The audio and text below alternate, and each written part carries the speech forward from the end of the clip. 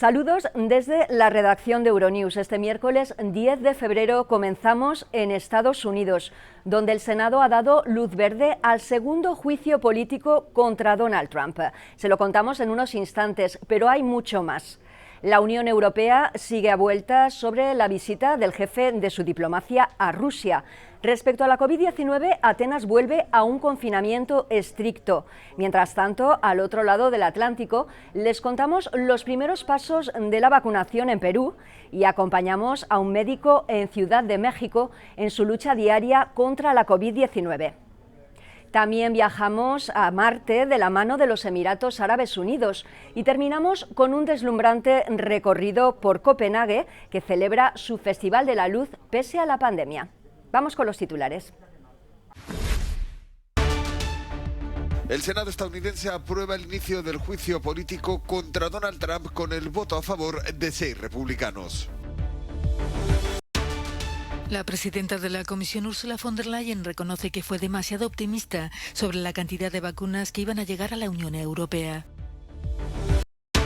En Grecia, Atenas y la región de Ática vuelven a un confinamiento estricto ante el aumento de ingresos en UCIs por COVID. A comerciantes y ciudadanos se les agota la paciencia. Perú ha comenzado su campaña de vacunación contra la COVID. El presidente ha sido de los primeros en recibirla. El personal sanitario será prioritario en esta fase. Los Emiratos Árabes Unidos llevan una nave a Marte en lo que es la primera misión exitosa del mundo árabe. Donald Trump se enfrenta a su segundo impeachment, el primero de la historia de Estados Unidos en el presidente en el cargo. Así se anunciaba el voto a favor de los senadores. Con 56 votos a favor, 6 de ellos republicanos y 44 en contra, la Cámara ha quitado la razón a la defensa del expresidente, que consideraba inconstitucional el juicio político al haber dejado ya la Casa Blanca. Los demócratas de la acusación iniciaron el procedimiento con un vídeo sobrecogedor del discurso de Trump del 6 de enero y los disturbios protagonizados por sus partidarios en los que murieron 5 personas. Y luchamos como en el infierno, y si no lucháis como en el infierno no vais a seguir teniendo un país. Era la arenga de Trump que precedía el asalto al Capitolio y por la que le acusan de incitar a la insurrección. Uno de los senadores tuvo que esconderse de los violentos junto a su hija, una experiencia que no podrá olvidar fácilmente. ¿Y sabéis lo que dijo? Dijo: papá, no quiero volver al Capitolio.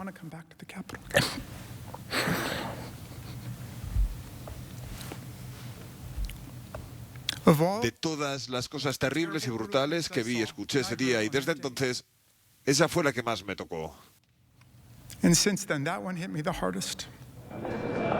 Los abogados de Trump insisten en que no se trató de incitación a la insurrección, sino de un discurso con una figura retórica, y refutan el razonamiento de los demócratas. Realmente estamos aquí porque la mayoría de la Cámara de Representantes no quiere enfrentarse a Donald Trump como rival político en el futuro. Esa es la verdadera razón por la que estamos aquí.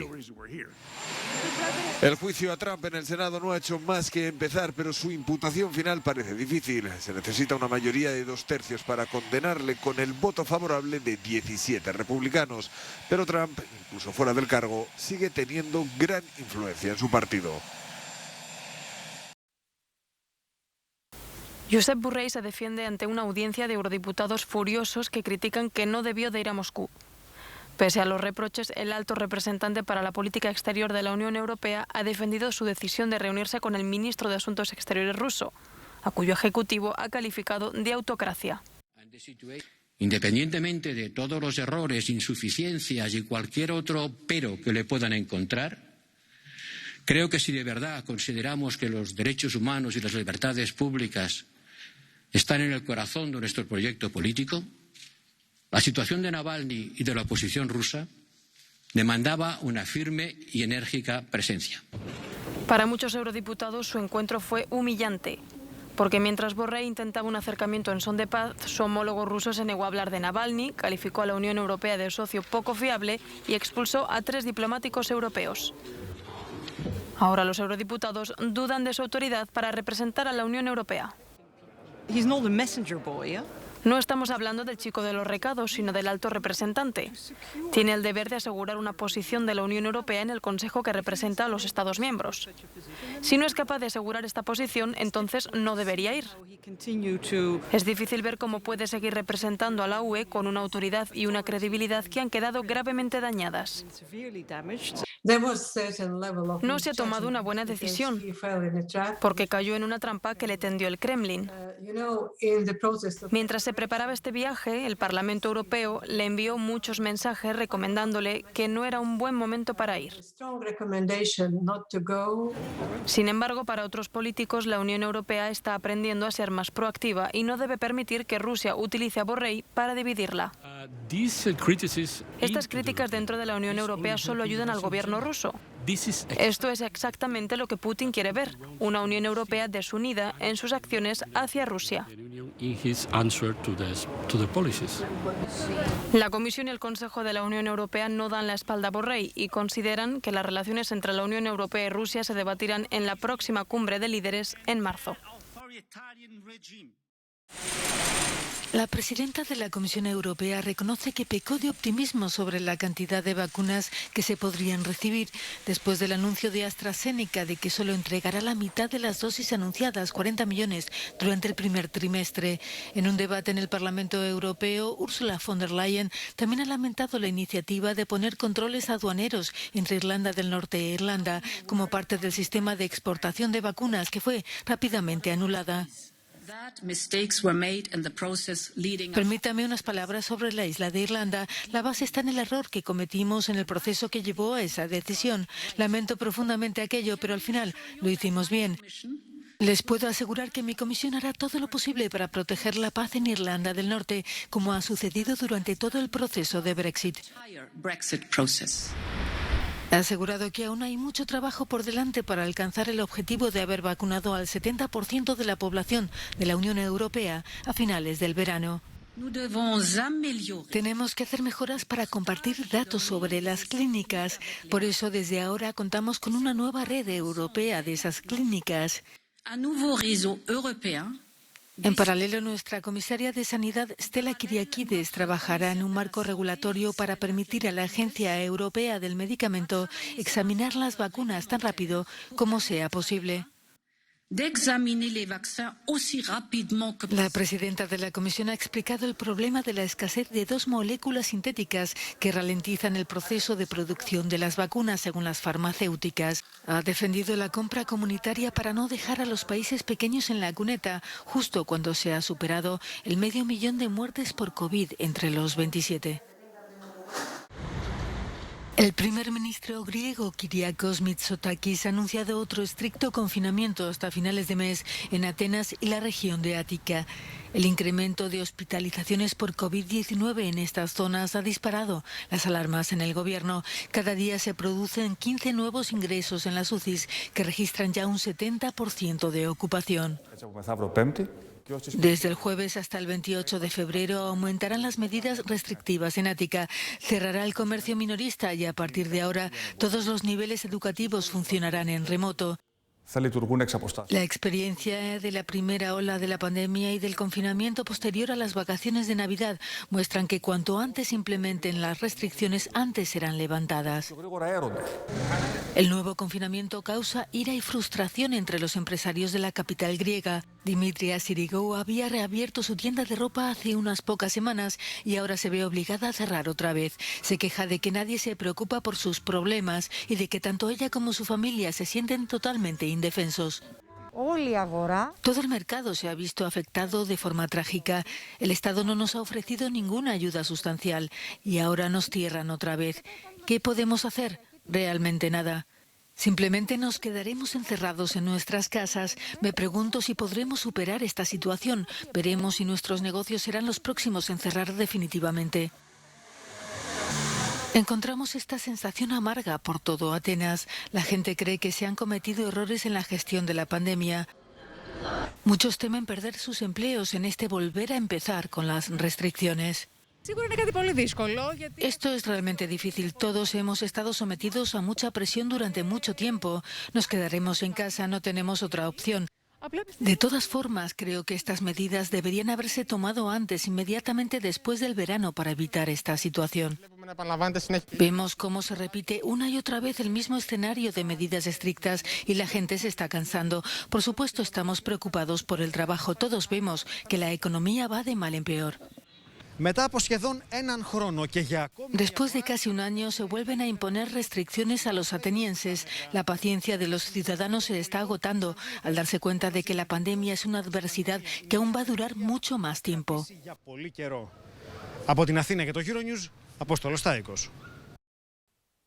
En España, el coronavirus ha tomado por sorpresa al monasterio de Santa Faz en Alicante. 9 de 11 monjas de la comunidad de las Hermanas Agustinas han contraído el virus. Para el obispado de la diócesis de Orihuela, Alicante, el origen del brote es un total misterio, ya que las monjas cumplen con un régimen de clausura. Pero los feligreses tienen sus propias sospechas. Apuntan al padre Francisco Martínez Noguera, que oficiaba la misa sin portar mascarilla. El que le des la misa, ¿no? Porque si no, ¿qué explicación tiene si no salen? Ponerse de esto ni nada. Él iba a su bola. Que no estaba de acuerdo con nada, que si esto era mentira y así.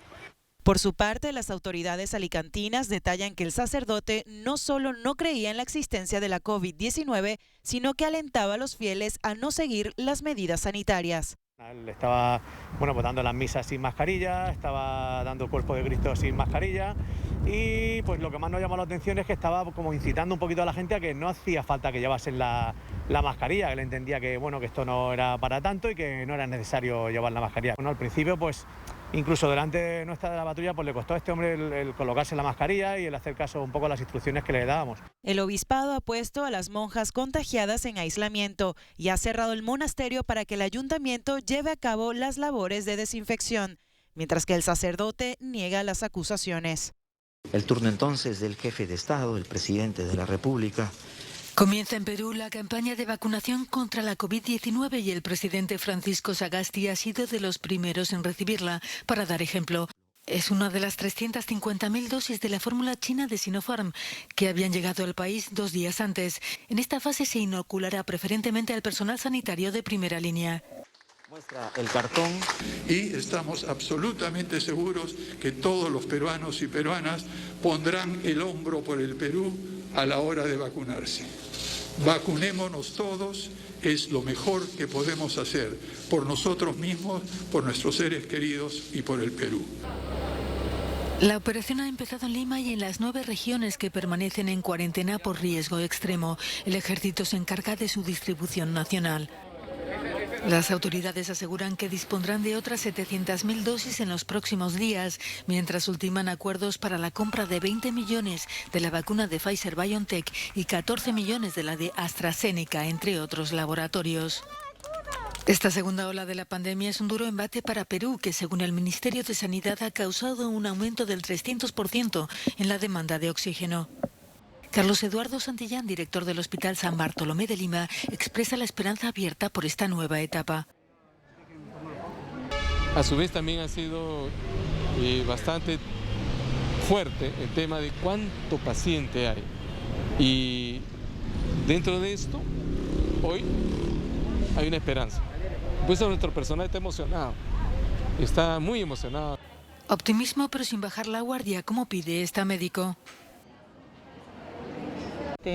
Esperemos que todo el personal y también la población se tomen conciencia de que aún nosotros estamos todos en riesgo y pues invitarles para que se puedan vacunar, ¿no? Perú, un país con 32 millones de habitantes, ha registrado hasta el momento 1,2 millones de casos y más de 42.600 muertes por coronavirus.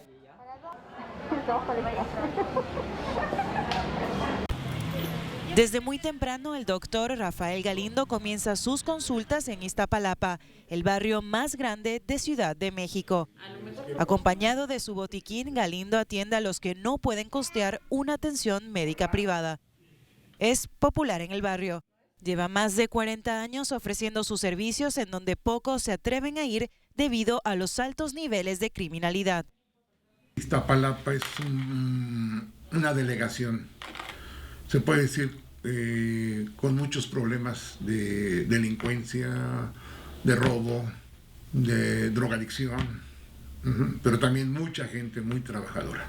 Como cualquier barrio mexicano, Iztapalapa ha sufrido las consecuencias de la pandemia. Galindo dice que el 98% de sus pacientes ha superado la COVID-19. Sin embargo, con 66 años, su familia teme por su salud. Me siento bien satisfecho, peleando con la familia porque no quiere que atienda casos de COVID, porque pues ya no soy un joven, tengo 66 años, o sea, estoy en una edad de riesgo. Pero le digo, pues, si yo escogí esta profesión. El doctor Galindo relata que sus pacientes han adaptado compresores de peceras o nebulizadores como alternativa a los respiradores para así sobrevivir al virus. México vive su peor momento de la crisis sanitaria. Bordea los 2 millones de casos confirmados, en los hospitales comienza a escasear el oxígeno y las campañas de vacunación avanzan con lentitud. Mientras tanto, este médico hace un trabajo valioso pero invisible para el país. Los opositores al golpe de Estado participan en motos en una nueva manifestación en la ciudad birmana de Mandalay. El día anterior, las fuerzas de seguridad habían utilizado cañones de agua para dispersar las protestas. En todo el país se repiten concentraciones en las que se demanda la vuelta del gobierno salido de las urnas y la libertad para la líder depuesta Aung San Suu Kyi y otros miembros de su partido actualmente detenidos. En el pasado castrense de Birmania, este desafío a las autoridades se ha saldado con víctimas mortales. Esta es la primera protesta a la que se enfrenta nuestra generación. Nos inspiramos en jóvenes de otros países. Somos jóvenes indomables, pero no queremos que nadie esté en peligro. Así que nuestra generación Z es lista y vamos a protestar de forma inteligente.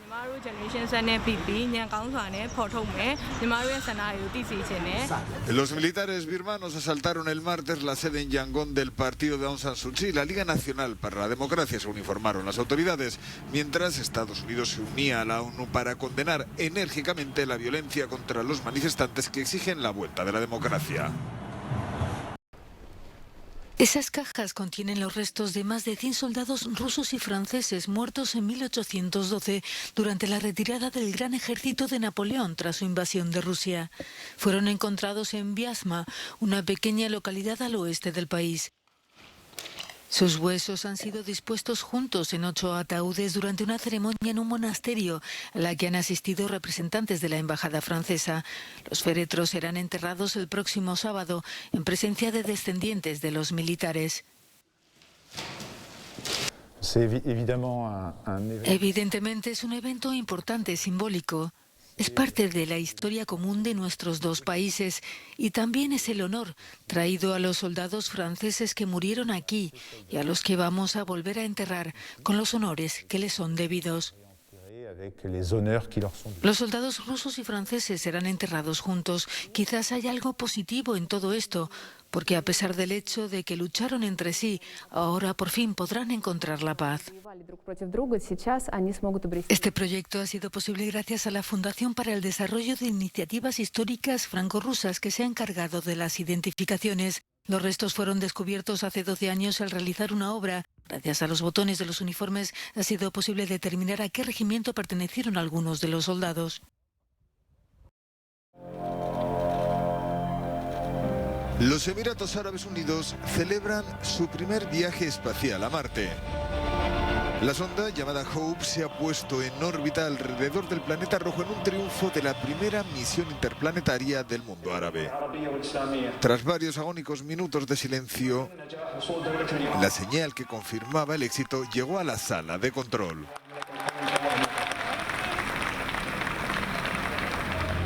La emoción estaba a flor de piel. A lo largo de los años, Marte ha supuesto un fracaso para muchas operaciones de varios países. Llevamos cerca de 7 años trabajando en esta misión. Es un gran esfuerzo humano, con esperanzas, sueños y la energía de mucha gente que se ha volcado en esta misión. Probablemente por eso estamos todos bastante emocionados.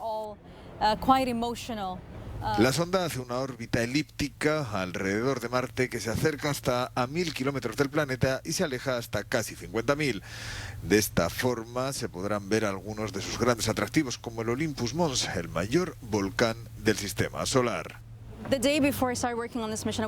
día antes de que empezáramos a trabajar en esta misión habría dicho que nunca iba a ser posible. Es realmente sorprendente lo mucho que algo puede cambiar en poco más de 6 años, la transformación que puede haber en toda una generación. Hoy hay hogares de todas las edades apasionados por el espacio. Se espera que la sonda esté operativa durante 2 años. Recogerá información importante sobre el planeta y su atmósfera y también ayudará a los científicos a crear un entorno similar al de Marte, aquí en la Tierra. Hope lidera este mes una oleada de misiones a Marte. China y Estados Unidos van un paso más allá, aterrizando naves robóticas para investigación en la superficie del planeta rojo. Más de 30 espectáculos con luces en la capital de Dinamarca. Desde este viernes, la ciudad danesa celebra como cada año el Festival de la Luz de Copenhague, 2 rutas de 3 kilómetros cada una donde los turistas pueden disfrutar con distanciamiento social decenas de deslumbrantes espectáculos. Estamos muy felices y orgullosos de celebrar el que imagino que será el único espectáculo de luces del año. Un festival de luces en tiempos de oscuridad es algo muy agradable. Así tenemos un poco de luz en la vida, te estimulan por medio del arte y te hacen pensar en otras cosas. Oímos hablar del festival por redes sociales y la verdad es que es fantástico. Aunque haga mucho frío, es genial que hagan algo. Podría decirse que me ha iluminado la tarde. Hasta el 27 de febrero se podrá disfrutar en la capital danesa de un reluciente espectáculo proyectado por toda la ciudad.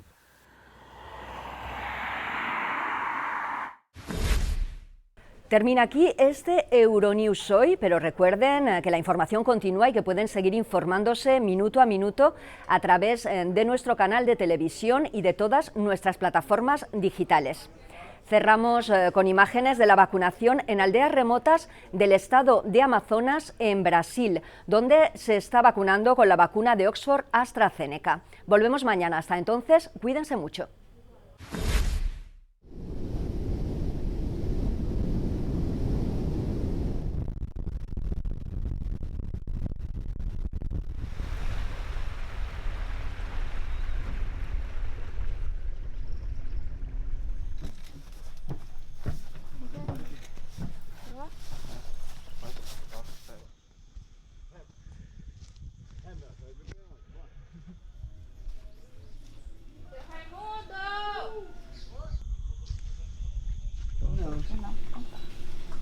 A vacina da Covid, tá? Você tá tomando a primeira dose.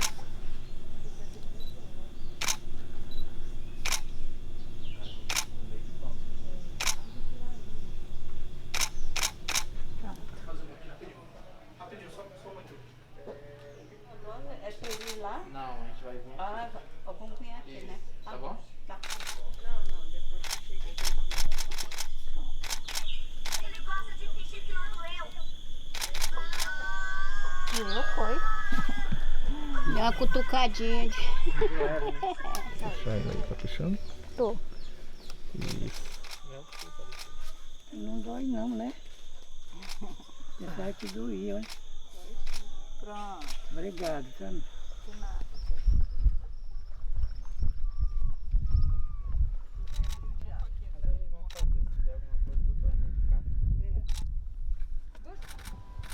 Vivemos, né? Muito.